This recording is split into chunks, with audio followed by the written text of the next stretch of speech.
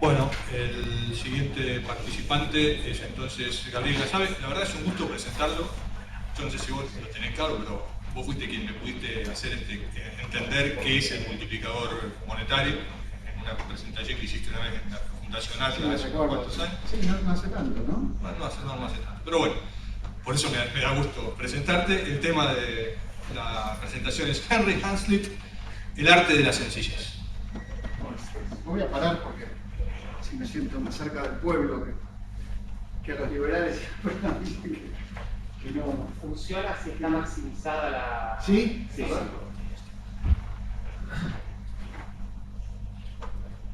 No. F5 o abajo. Ahí está. Gracias. Bueno, la idea es básicamente compartir con ustedes algunas reflexiones sobre la vida y obra de Henry Hazlitt, que posiblemente sea más conocido por sus obras que por lo que... Bueno, me escuchan igual, ¿no? Que por su persona, por sus características como escritor, como pensador. Entonces, la idea era, en el marco de un congreso sobre la Escuela Austríaca de Economía, me parecía importante reflexionar sobre alguien que contribuyó tanto a hacer llegar al gran público las ideas de la libertad. Sobre todo en un contexto como el de la Argentina de hoy, y en esta ciudad, Rosario, donde uno por donde va ve carteles donde dice la provincia produce, la ciudad genera, la nación te ampara, etcétera, etcétera. Reivindicar la figura o traer a colación el pensamiento de alguien que siempre rescató los valores del individuo me parece también muy relevante. Entonces, la idea es repasar un poquitito la vida y la obra de Hazlitt para luego traer algunas de sus ideas y sus pensamientos a la Argentina actual, al contexto actual. La semana que viene, el viernes próximo, se cumple el 120º aniversario de su nacimiento, es decir, cumpliría 120 años Hazlitt si estuviera entre nosotros. Fue un escritor, un editor de libros, un periodista sumamente prolífico, escribió cerca de 18 libros, algunos otros colaboró como editor, entre sus editoriales, columnas, artículos y críticas de libros. Ahora vamos a ver un poquito cuáles fueron sus distintos trabajos. En un principio, al igual que Adam Smith o muchos pensadores de la escuela clásica, se dedicaban a aspectos morales, aspectos filosóficos, y luego incursionaron en el tema de la economía. Este fue el caso de Henry Hazlitt.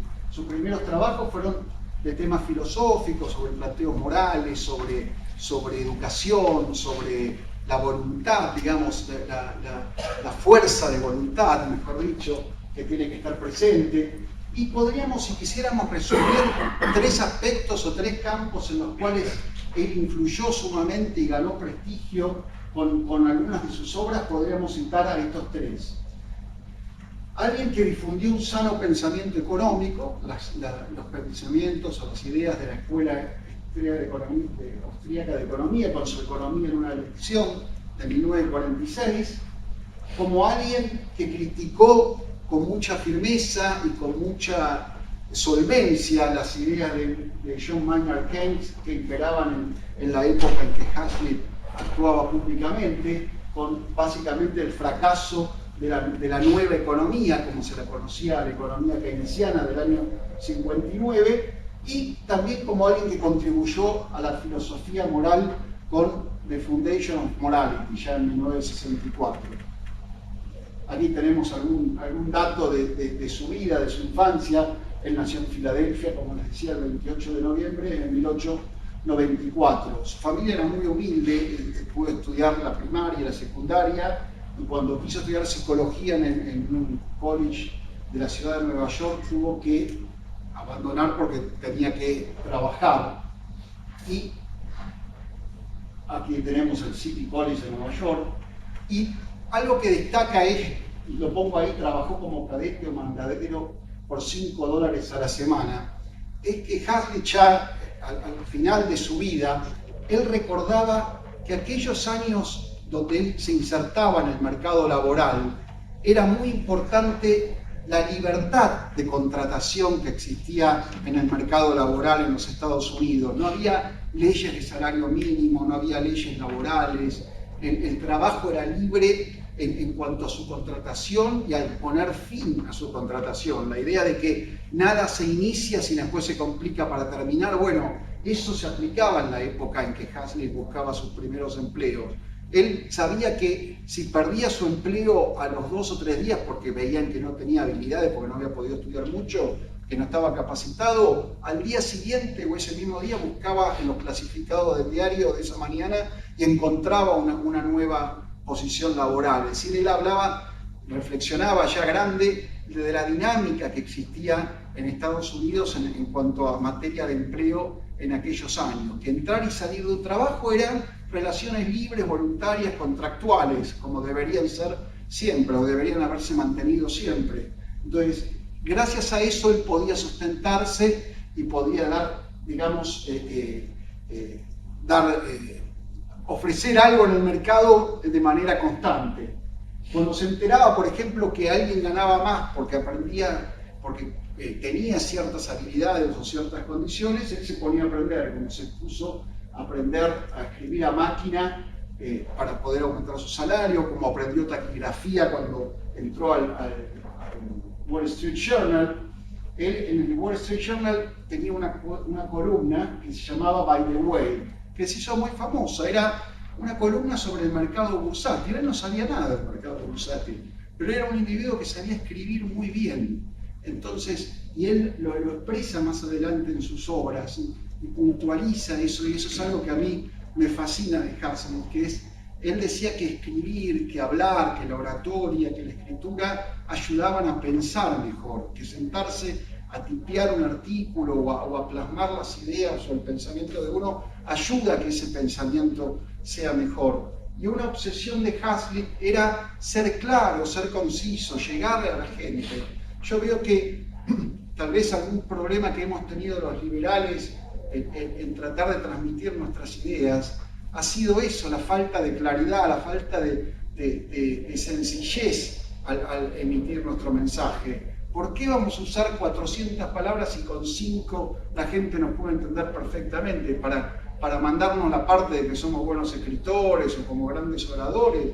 ¿Para qué? Salvo que nos regocijemos entre nosotros mismos y no querramos que la idea cale en la gente, no tiene ningún sentido. Es decir, lo bueno de Hazlitt, que era un liberal generoso en cuanto a las ideas. Él quería difundir el liberalismo, él quería tratar de que la gente entendiera de manera sencilla los principios de la escuela austríaca y que se difundiera y que se aplicase. Yo conozco muchos liberales que tal vez ven el liberalismo como un fin en sí mismo, que están en el liberalismo porque no les quedaba más cerca de la casa que irse al socialismo o al fascismo, pero que en definitiva como que no gozarían si se masificara la idea o si muchos la compartiesen, como que disfrutan del elitismo de un grupo cerrado, de mantenerse entre ellos, regocijándose con una y otra vez con los mismos argumentos. En cambio, Hazlitt en ese sentido era una persona que realmente sentía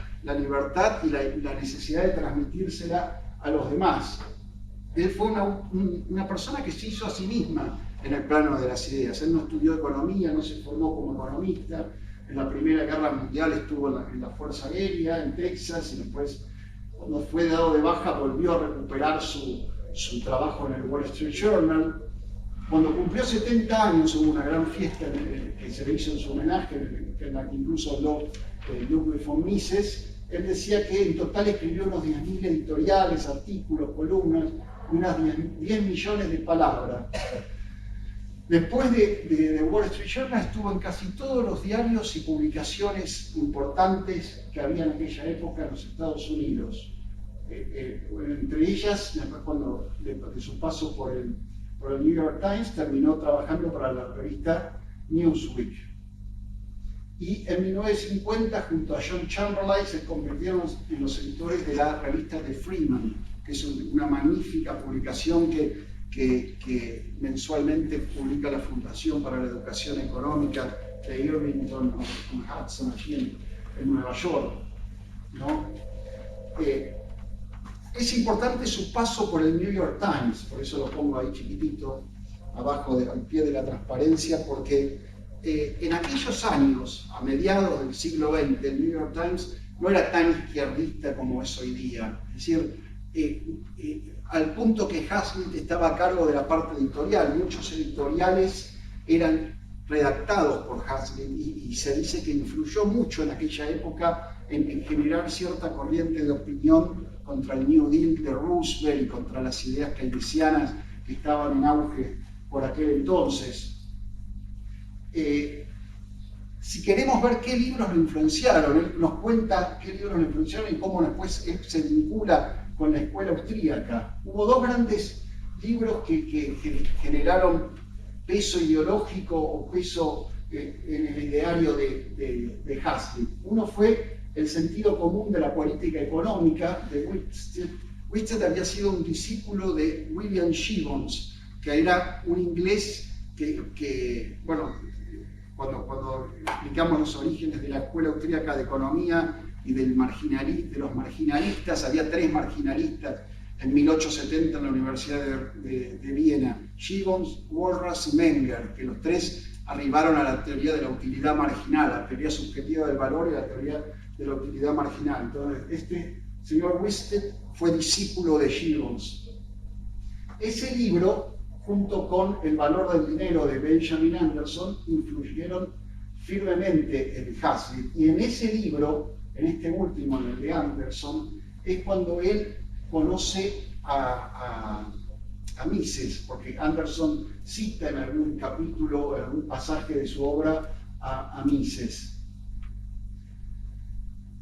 Aquí tenemos cómo fue ese conocimiento. Después, a raíz de eso y del entusiasmo que saber sobre Mises y su obra le produjo, Hazlitt escribió la crítica literaria de la obra Socialismo de Mises. Él era crítico literario, es decir, estaba preocupado por ver cómo la crítica de un libro, de una obra literaria, podía influir en la gente y cómo a su vez el contexto podía influir sobre el crítico. Él reflexionaba sobre eso en algunos de sus libros. Era un gran crítico, sus críticas eran muy valoradas. Escribía sobre todo para lo que se conoce como la revista Selecciones en español, ¿no? de Reader Digest. Y su crítica de socialismo fue muy positiva y hizo que mucha gente llegara a las ideas de Mises. Acuérdense que en ese libro Socialismo, Mises lo que atacaba era que la existencia misma de la economía socialista. Mises decía que no podía haber una economía socialista porque en la economía socialista o en el socialismo no hay cálculo económico, no hay propiedad privada, no hay precios, no hay mercado, por lo tanto es imposible hacer cálculo económico, es posible saber qué es lo que la gente necesita, en qué cantidades, dónde fabricar, cuándo producir, con qué materiales, etc. Entonces, esa era la base de ese libro, de esa obra demoledora de la viabilidad del socialismo que planteaba Mises. Y Hazlitt se encargó de hacer su crítica para distintas publicaciones, entre ellas el Reader Digest. Y ahí hablaba de cómo era un análisis devastador del socialismo y demoledor en cuanto a la viabilidad del mismo. Fue amigo personal de Hazlitt, después de Mises. Con los años, digamos, se frecuentaban, incluso Hazlitt era frecuente alumno de los seminarios que daba Mises en la Universidad de Nueva York. Recuerden que cuando los nazis invadieron Austria, Hayek se escapó a la London School de Inglaterra y Mises se fue a la Universidad de Nueva York. Hay gente que ha asistido a esos seminarios, dicen que eran bastante difíciles y duros de seguir porque el inglés de Mises era bastante jorobado, no era muy prolijo, entonces se hacía muy pesado seguir el ritmo de esas clases y las reflexiones de Mises, pero bueno, digamos, con paciencia, con tiempo y con ganas de aprender, se sacaba buen provecho, y eso era lo que hacía Hazlitt en esos seminarios. Él dijo por ejemplo, que no importaba cuántas veces uno asista, no importa a veces cuánto hayas escuchado, siempre había alguna reflexión, siempre había alguna idea nueva que se podía sacar provecho de esos seminarios, de esos cursos. ¿Cómo conoce a Hayek? Bueno, básicamente porque para el New York Times él hizo una crítica en el 44 de la obra Camino de Servidumbre. Ahí conoce la obra de Hayek y comienza también a frecuentar y a tener contacto con él. Hazlitt había descrito a Camino de Servidumbre como uno de los libros más importantes de su generación en aquellos años, ubíquense a mediados casi del siglo XX. Bretton Woods fue una conferencia monetaria en la cual poco más de 80 países del mundo trataron de confluir para ponerse de acuerdo en cómo organizar el manejo de las finanzas y del sistema bancario y monetario a nivel mundial.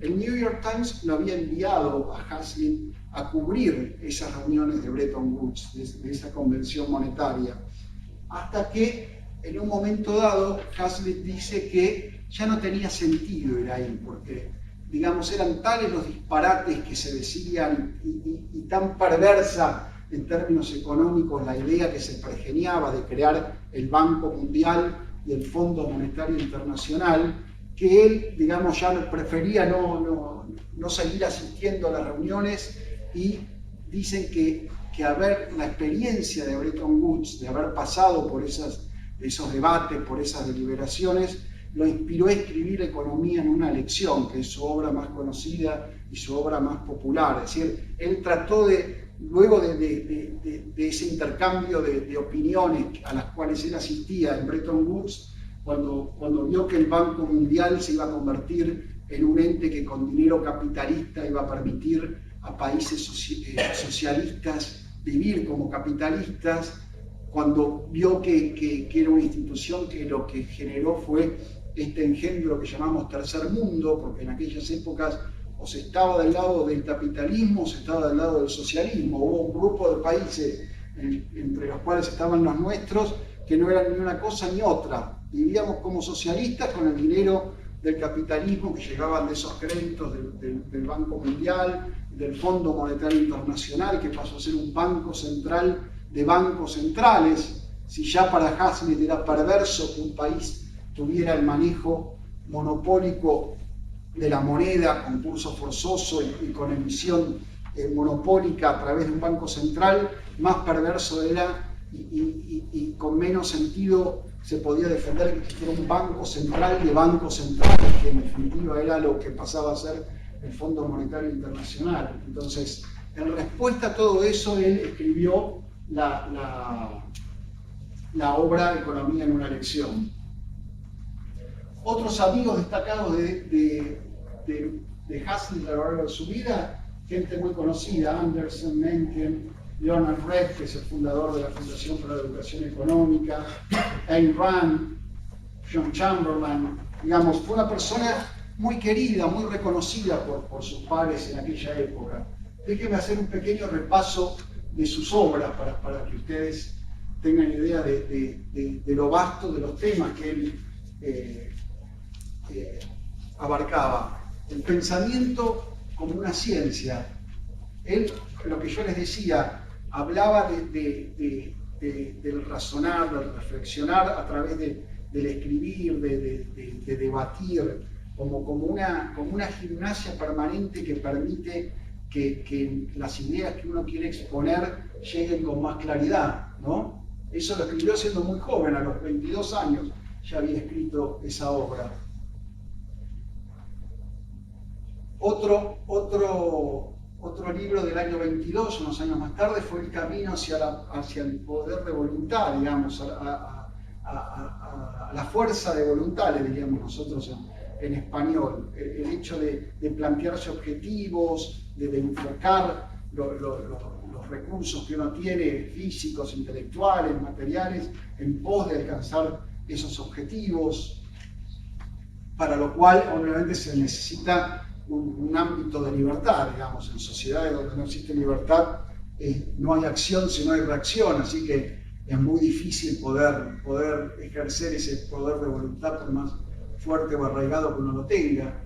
Después un programa para los Estados Unidos, digamos, una nueva forma de establecer las relaciones, que las relaciones fueran contractuales y libres y no impuestas coercitivamente desde arriba.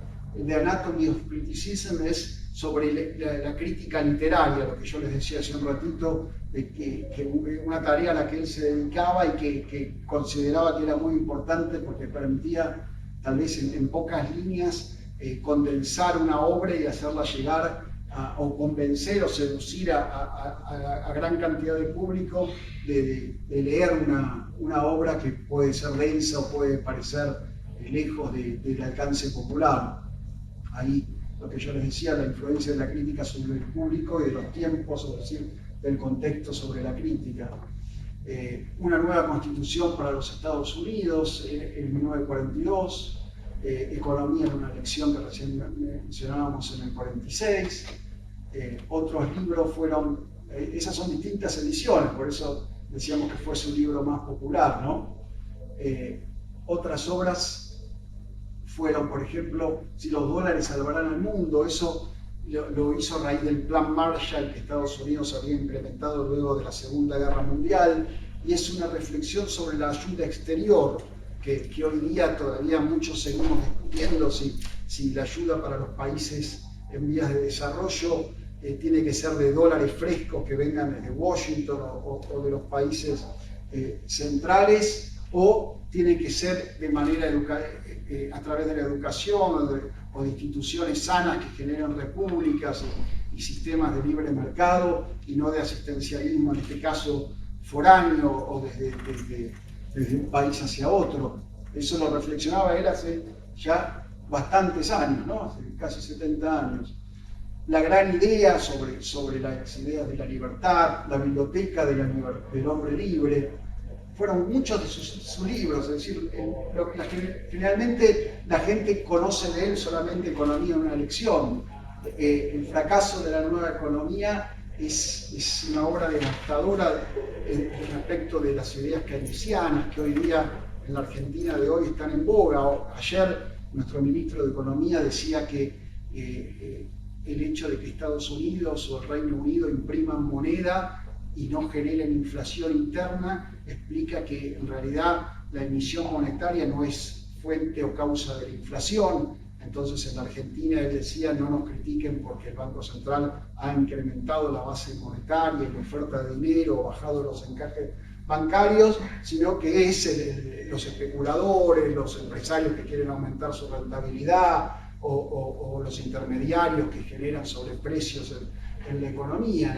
Digamos, esas ideas de que se puede emitir dinero alegremente y hacer un gasto deficitario, un deficit spending, como hablaba Keynes, para reactivar la economía y reactivar el consumo y así, digamos, aumentar la demanda agregada y vivir todos felices. Él ya casi en 1960 estaba rebatiendo eso, que hoy día son ideas que siguen pululando en las portadas de nuestros diarios cada mañana.